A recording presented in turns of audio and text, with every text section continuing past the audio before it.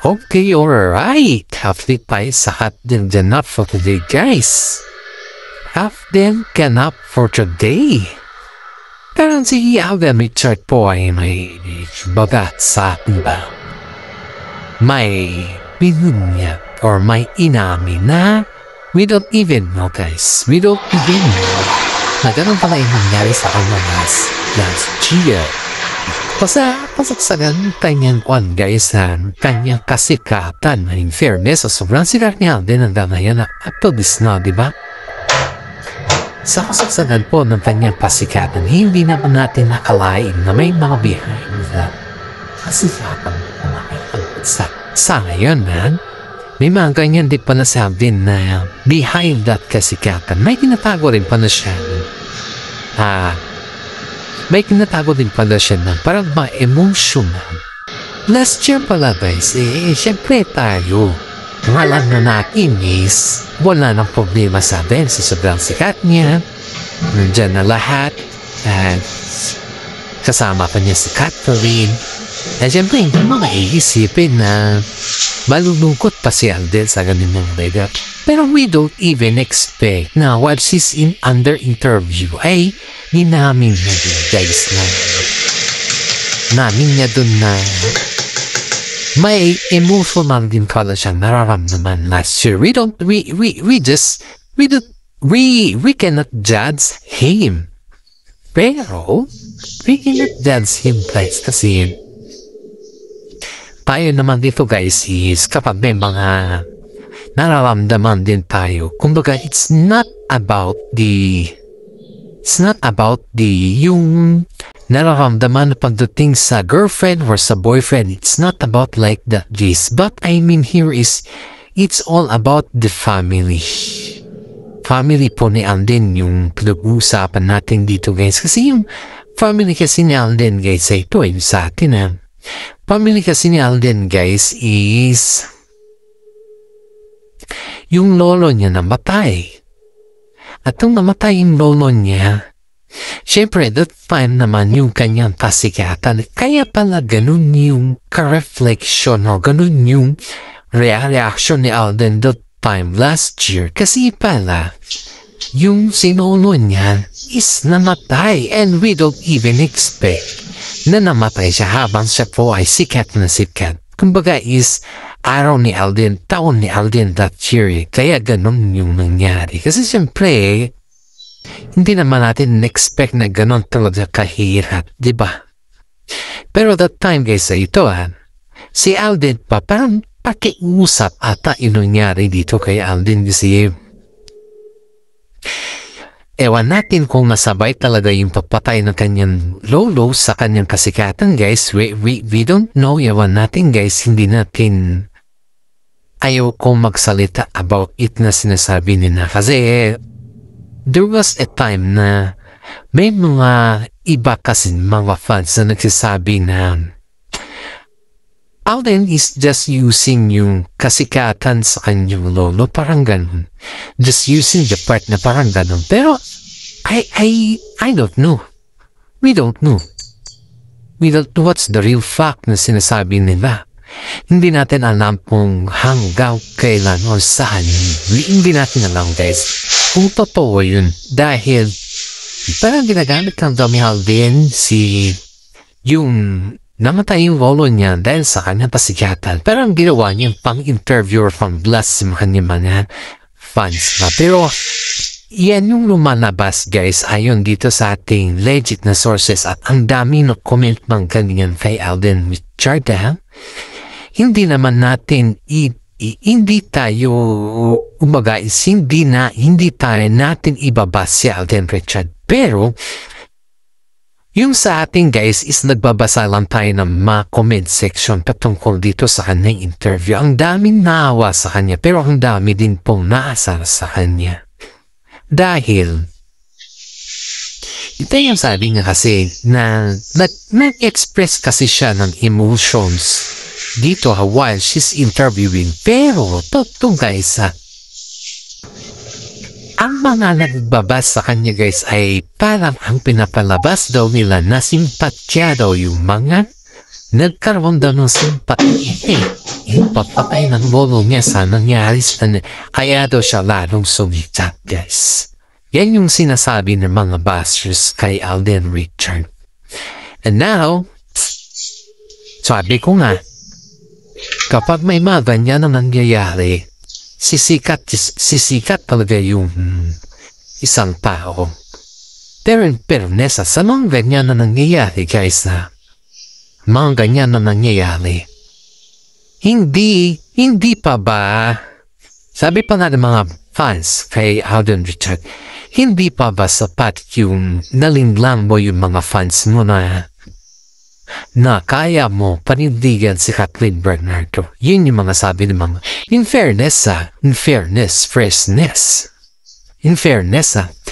itong kay Alden Richard, guys, is ang dami nagsasabi na si Alden po ay idolo ng mga tao. Ang dami nagsasabi niya, which is tama naman, idolo siya ng mga tao. Pero yung pambabas sa kanya, hindi natin maintindihan, ay sobra-sobra naman na yun, guys.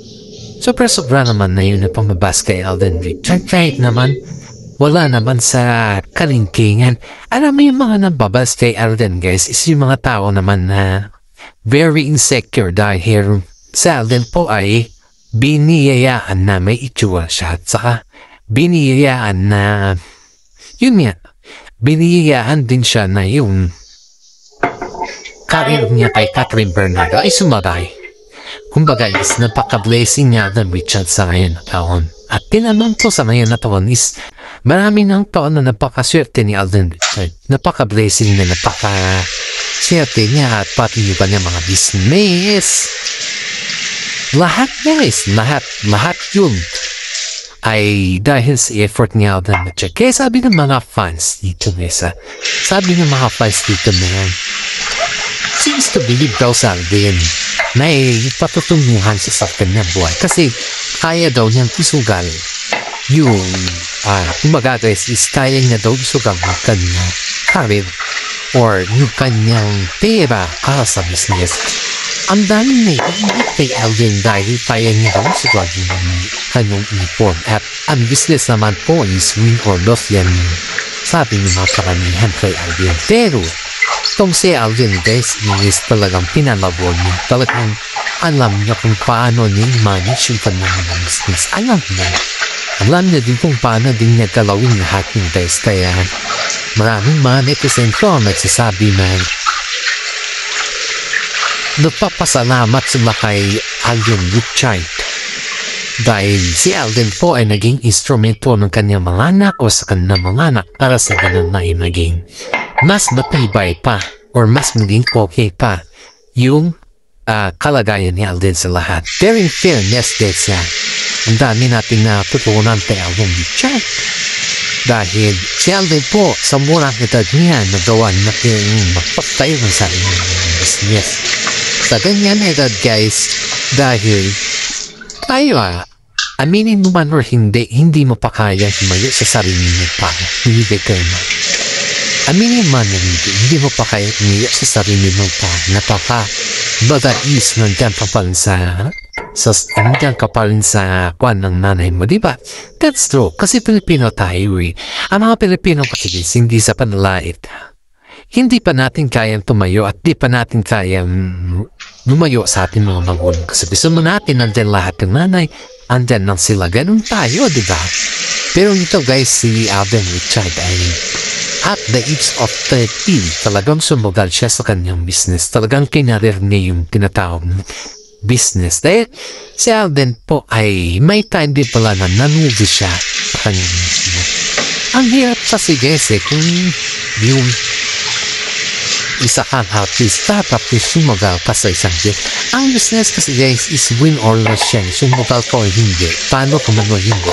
Pero kailangan mo papakawin. Ganun po yung sa bad guys. Hindi natin pwedeng madiliin yan. Win or loss talaga ang business. Sugal talaga. Pero ang ginawa ni Alden Richard guys is dahil marami siyang pera.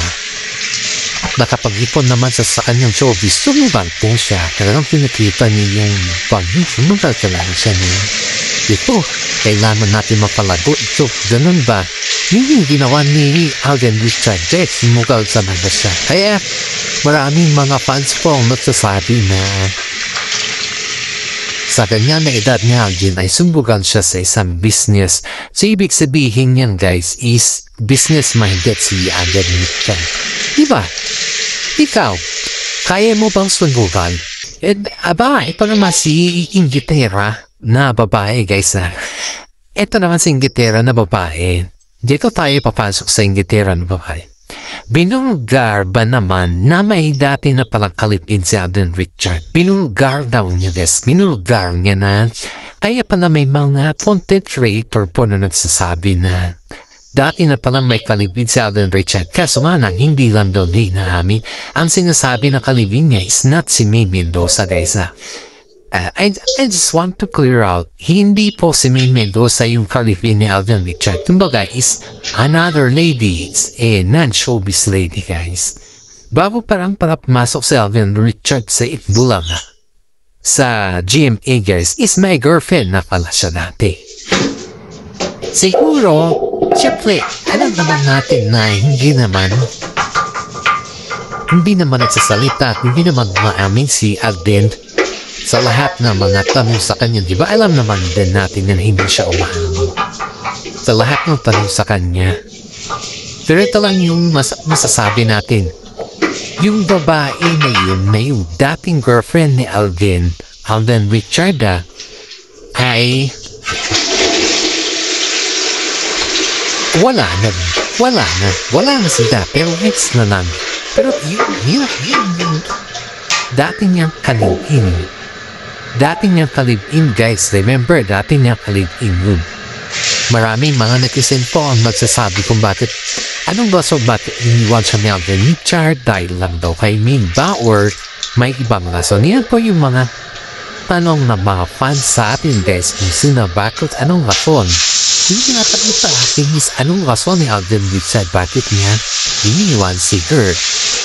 Yan po yung rason ng mga fans sa atin guys. Yan din po yung mga tanong ng mga fans sa atin kung bakit anong rason bakit si Alden Richard ay binitawan yung dati niyang girlfriend, ba? Hindi naman natin guys. We're not belong to that position ba? Pero in fairness sagutin natin yan guys. Kasi marami nagtatanong talaga kung anong rason. Ito yung rason dyan guys. Ayon dito sa ating legit na sources na nasahanap natin na ang rason pala dyan guys is si Alden Richard po hindi pa siya handa. Pero that girl is very handa na kasi may edad na tatlong girl na to. Kumbaga guys is may edad siya compared kay Alden Richard. Kaya ito si Alden Richard hindi naman sa hindi siya namantala na tawag. Pero before pa pala siya pumasok sa showbiz. Before pala siya pumasok sa showbiz. Parang magpaalam na din na ito sa girl. Kasi si girl kasi guys is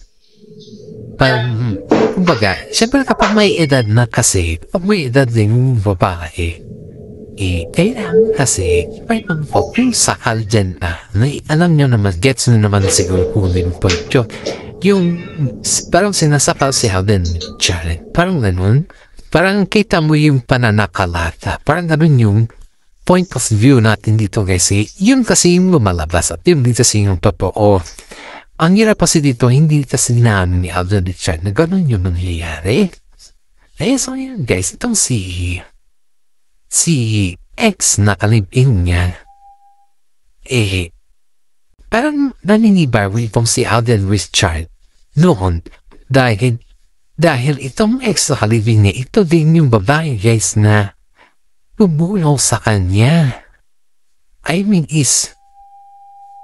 Tumulong sa kanya doon sa mismo tumulong sa kanya bago siya pumasok sa showbiz kasi walang-wala naman si Alden Richard nung umpisa guys. Alam naman din natin yan.